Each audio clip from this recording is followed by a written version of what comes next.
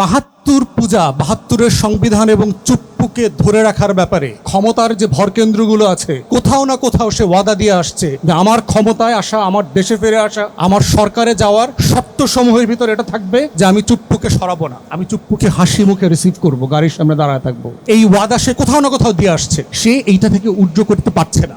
নতুন করে নিজের দলকে আওয়ামীকরণ করছে। বিএনপি শহীদ জিয়া, বেগম জিয়ার রাজনীতিকে অন করে না। ভোটের যে মার্জিনে আমরা দেখেছি আওয়ামী লীগের ভোট এবং মাইনরিটিদের ভোট নিয়ে বিএনপিকে জিততে হয়েছে। শহীদ জিয়া শেখ হাসিনাকে ফেরায় নিয়ে আসছিলেন। আওয়ামী লীগের ৪ টুকরা আওয়ামী লীগকে ৭৯-তে নির্বাচন করতে দিছিলেন, সংসদে পুনর্বাসন করছিলেন। এরশাদের মতো একটা কুলাঙ্গার মুক্তিযোদ্ধা না, পাকিস্তানের স্ট্যান্ডার্ড সোলজার ছিল, তাকে সেনাপ্রধান করেছিলেন। সে আওয়ামী লীগ প্রশ্ন ডিল করতে না পারার কারণে, ৭২-এর সংবিধান, শেখ হাসিনা এবং ভারতের আধিপত্যবাদের প্রশ্ন ডিল করতে না পারার কারণে আজকেও দেখতে পাচ্ছি এই একই বিএনপি এক্স্যাক্টলি সেম ভুলগুলা প্রিম্যাচিউরলি করছে প্রত্যেকটা ইস্যুতে। এই যে প্রিম্যাচিউর বার্থ যেটা হবে প্রিম্যাচিউর বিহেভিয়ারের কারণে, এইটা আপনার জন্য আপনি নিতে পারবেন না।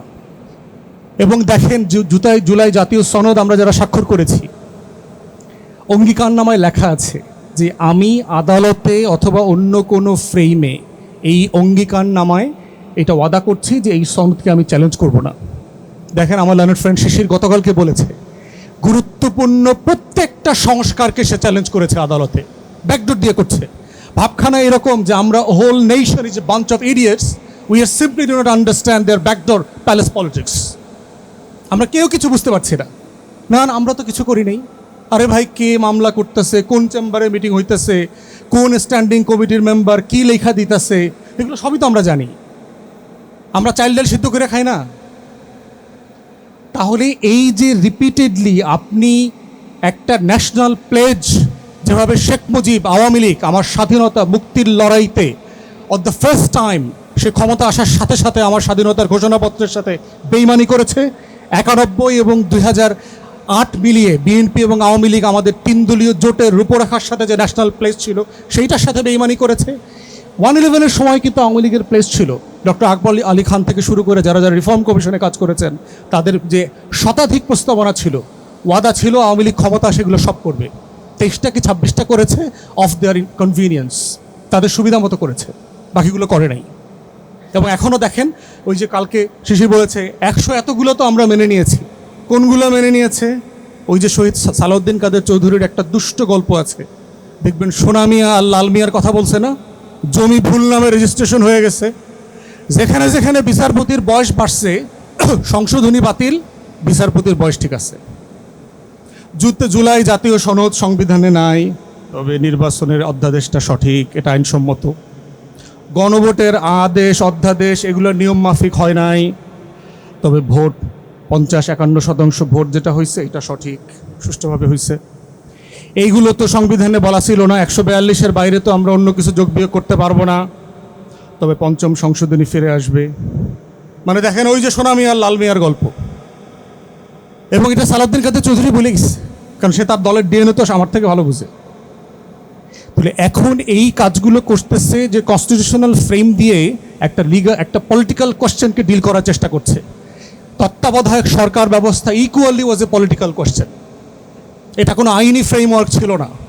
এবং এই একই পলিটিক্যাল কোয়েশ্চেনের ভিকটিম বিএনপি আওয়ামী লীগ দুজন হয়েছে, because they fail to address the political reality of the country. এবং আজকে টু আর্লি যেই ফ্যাসিবাদ এবং যেই বিট্রেয়াল আওয়ামী লীগ ১৭ বছরে করেছে, সেটা ১৭ দিনের মাথায় বিএনপি শুরু করেছে। Very sad.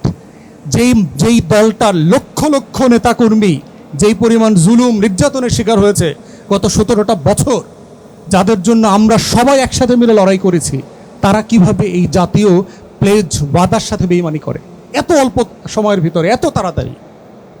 প্রয়োজন আছে? তাহলে কেন তারা করতেছে এই কাজটা? প্রথম কারণ এটা বোঝা দরকার যে বিএনপির পলিটিক্যাল ইনফিরিয়রিটি কমপ্লেক্স, যে আমার নেতৃত্বে আমি ২৪-এর মেসি ছিলাম না, ২৪-এর রোনালদো আমি ছিলাম না, আমার দলের কেউ ছিল না, আমার গোলে হাসিনা পড়ে নাই। এই হীনমন্যতাবোধ, শেখ মুজিবুর সিনড্রোম, এই হীনমন্যতাবোধ বিএনপি নেতৃত্বকে তারা করে ফিরছে। দ্বিতীয় যেটা হীনমন্যতা বিএনপির, সেটা হচ্ছে ৭২ পূজা ৭২-এর সংবিধান এবং চুপ্পুকে ধরে রাখার ব্যাপারে ক্ষমতার যে ভরকেন্দ্রগুলো আছে কোথাও না কোথাও সে ওয়াদা দিয়ে আসছে যে আই শ্যাল নট টাচ। সে বলে আসছে যে আমার ক্ষমতায় আসা, আমার দেশে ফিরে আসা, আমার ল্যান্ডস্লাইড ভিক্টরি পাওয়া, আমার সরকারে যাওয়ার শর্তসমূহের ভিতরে এটা থাকবে যে আমি চুপ্পুকে সরাবো না, আমি চুপ্পুকে হাসি মুখে রিসিভ করব, গাড়ির সামনে দাঁড়ায় থাকবো, আমি ৭২-এর সংবিধানের পূজা করব, এটা বাতিল করব না। এই ওয়াদা সে কোথাও না কোথাও দিয়ে আসছে। এই জন্য সে despite understanding the necessary evil, সে এইটা থেকে উজ্জ করতে পারছে না। আর থার্ড হচ্ছে যে সে সিম্পলি নতুন করে নিজের দলকে আওয়ামীকরণ করছে, কারণ বিএনপি শহীদ জিয়া, বেগম জিয়ার রাজনীতিকে অন করে না। সে সেন্টার থেকে সেন্টার লেফটে যাবে এবং এবারের ভোটের যে মার্জিনে আমরা দেখেছি আওয়ামী লীগের ভোট এবং মাইনরিটিদের ভোট নিয়ে বিএনপিকে জিততে হয়েছে। বিএনপির যে হিস্টোরিক্যাল ভোট বেজ, শহীদ জিয়ার পলিটিক্সের যেই ক্যানভাস, এই ক্যানভাস থেকে বিএনপি সরে গেছে, কারণ বিএনপির রাজনীতি আর এক্সক্লুসিভ না। শহীদ জিয়ার রাজনীতি এনসিপিও করে, এবি পার্টিও করে, জামাত সহ ইসলামিক দলগুলোও করে। দিল্লির আধিপত্যবাদের বিরুদ্ধে রাজনীতি, বাংলাদেশপন্থী রাজনীতি, ধর্মীয় মূল্যবোধের রাজনীতি। অতএব বিএনপির রাজনীতি আর এক্সক্লুসিভ নাই। For the first time BNP সাংগঠনিকভাবে চ্যালেঞ্জের মধ্যে ছিল, কিন্তু বিএনপির রাজনীতি কখনো এই কমপ্লেক্স সিচুয়েশনের মধ্যে যায় নাই। অতএব সে বুঝতে পারছে আওয়ামী ভোটার ব্যাংকটাকে অ্যাবজর্ভ করা ছাড়া তার ফিউচার পলিটিক্স নাই। অতএব এই পলিটিক্সকে সে কীভাবে অ্যাবজর্ভ করবে? ৭২-এর সংবিধান রেখে, কাঠামো রেখে, চুপ্পুকে রেখে, এবং যেটা সে ভোটে সাকসেসফুলি করেছে। কিন্তু দিন শেষে হবে কি, এইটা তাকে রেজাল্ট দেবে না। শহীদ জিয়া এই খেলাটা খেলেছিলেন, শেখ হাসিনাকে ফিরায় নিয়ে আসছিলেন, আওয়ামী লীগের ৪ টুকরা আওয়ামী লীগকে ৭৯-তে নির্বাচন করতে দিছিলেন, সংসদে পুনর্বাসন করছিলেন। এরশাদের মতো একটা কুলাঙ্গার মুক্তিযোদ্ধা না, পাকিস্তানের স্ট্যান্ডার্ড সোলজার ছিল, তাকে সেনাপ্রধান করেছিলেন। Despite all the request from different quarters তাকে সেনাপ্রধান করা উচিত না, তারপর করেছিলেন। এবং এটার জন্য তাকে চরম জীবন দিয়ে মাসুল দিতে হয়েছে। বাংলাদেশের অনলি সাকসেসফুল স্টেটসম্যান, তাকে চরম মূল্য দিতে হয়েছে আওয়ামী লীগ প্রশ্ন ডিল করতে না পারার কারণে, ৭২-এর সংবিধান, শেখ হাসিনা এবং ভারতের আধিপত্যবাদের প্রশ্ন ডিল করতে না পারার কারণে।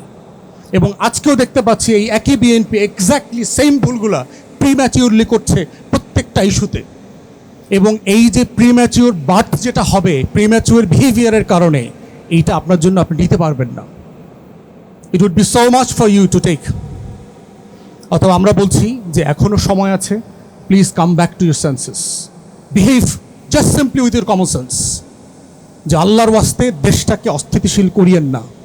111-এর মতো ডিফারেন্ট কোনো সেট আপের কাছে বাংলাদেশটা বেঁচে দিয়েন না। আমরা এই জাতি ৫৫ বছর পরে আমরা একটা স্টেবল, সেফ অ্যান্ড সিকিউর দেশ দেখতে চাই, যেখানে এভরিবডি প্লেস দেয়ার ক্রিটিক্যাল রোল, এবং সেইটার সুযোগ এখনও আছে। তাই দয়া করে যেভাবে স্বাক্ষর করেছেন জুলাই জাতীয় সনদ, সেইটা বাস্তবায়ন করেন, সকল দলকে নিয়ে করেন। এর থেকে প্রেসিং ইস্যু আছে, ইরান যুদ্ধ, economic disaster, foreign reserve crisis, তেল, গ্যাস, জ্বালানি সংকট, গণপরিবহন, হাজারটা সমস্যা আছে। Let us work together for all those issues. যে বিষয়টাতে আমরা সবাই একমত হয়ে গেছি, এটার পিছনে আর সময় নষ্ট করিয়েন না আল্লাহর ওয়াস্তে। এটা বাস্তবায়ন করেন, আসেন অন্য বিষয়গুলো নিয়ে আমরা কাজ করি, এবং সেটাই হচ্ছে আগামী দিনের ওয়ে ফরওয়ার্ড। সবাইকে অসংখ্য ধন্যবাদ, সংগঠক আয়োজকদেরকে ধন্যবাদ জানাচ্ছি। আসসালামু আলাইকুম।